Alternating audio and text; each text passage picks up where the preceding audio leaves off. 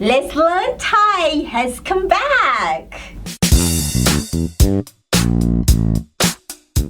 You might be wondering how to say these bad words in Thai language. I'm going to tell you now. The first one, it's shut up. In Thai, it's hup pak. The second one, forget. You can say ช่างมัน or ช่างแม่ง. The third one, it's damn. You can say แม่ง or damn it. Then you can say แม่งเอ้ย.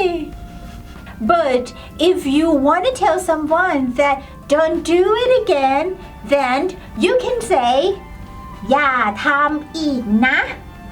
Or you might care someone and you want to say be careful or watch out. Then you say ระวังนะ or ระวังตัวนะ.